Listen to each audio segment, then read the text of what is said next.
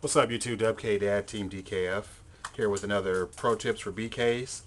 This one's going to be concerning dueling etiquette, especially at a medium to large scale event. And a lot of you know this, and they announce it almost every time at the start of the tournament.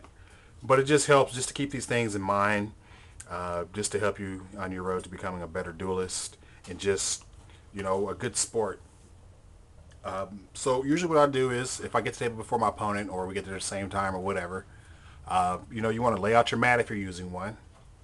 Go ahead and take out your extra deck, your side deck, anything you're going to be using for tokens, your dice, of course your deck, and then things you're going to be using to keeping track of life. A lot of people don't like to set stuff out, they're afraid to get stolen, but just keep an eye on your stuff. That's why it helps to have a mat also, because you can be aware of things that are on your mat easier than you can what's on the table, because you can be confused with other people's things. But it's nothing worse than you're playing. Say, oh, I got tokens, and you're digging in your backpack, you're digging in your deck box, you're burning time, and that's just annoying. So try to lay out everything, plan ahead what you're going to be using.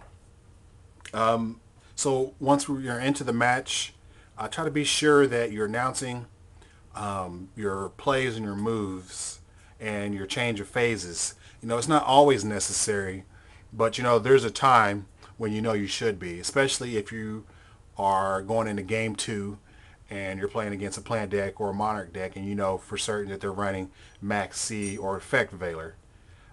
You don't want to get sharked because your opponent says that you didn't give them time to respond to your Kageki Kagamusha summon.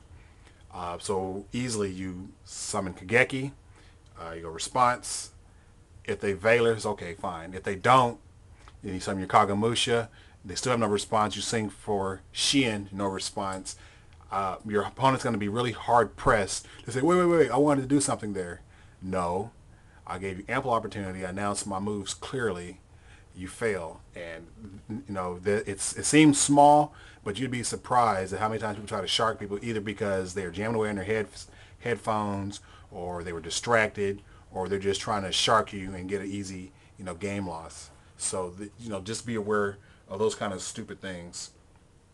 One of my things I like to do is I like to use paper and pen when I'm at a regional or YCS. That way I can accurately record not only my life points, but my opponent's life points. A lot of people just use a calculator, but a lot of times the calculator turn off.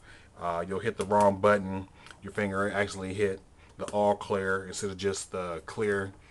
And you're like, what's your life points at? And your opponent's like, oh yeah, I'm at 7,900, when clearly they're at 700. So you have to be careful of that. Accurately keeping track of your life points allows for you to argue successfully with the judge should something come around, and you can point to him. So, okay, well, here where I took the minus 2,000, I paid for warning, and here I paid for oppression, it's minus 800, and you can clearly show those things.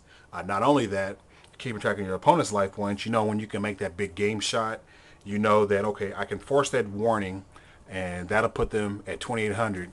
Now their oppression is dead. So, that's one of the big things about accurately keeping track of life points. Next, learn your deck so that you can play it smoothly and you're not burning time and wasting time, because going into time is no bueno. A lot of people, when they're thinking their moves through, they're doing this number.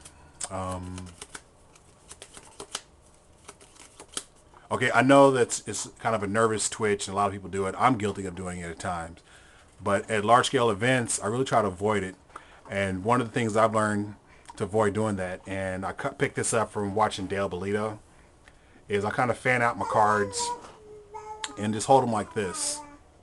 I can clearly see the name of each card. Using Naruto cards is a bad example, but you kind of get the picture. I can see the name of each card, and if my opponent has a response, oh, there's my Veiler, summon Kagamusha. No, it's not Sakura, this is Veiler. And, activate my Veiler. That way, you're not looking like an idiot. You're not putting wear and tear on your sleeves. And this is not as cool as you think it is. Finally, at the end of the match, whether you felt you got sacked or not, whether you wrecked your opponent or whether your opponent just wrecked you and now played the shit out of you. Congratulate your opponent on a good game. You can be mad, but you know it's not your opponent's fault unless he was just being an asshole. But if he clearly outplayed you, you know he forced the solemn warning with his Lila or Break or whatever, and then he swarmed with Sorcerer and JD and Sheehan. Yeah, he's running all these in the same deck. But you know he forced the play and then swarmed you. You know clearly he got you, and you can't be mad about that. All right, this is Dub K Dad, Team DKF, and I'm out.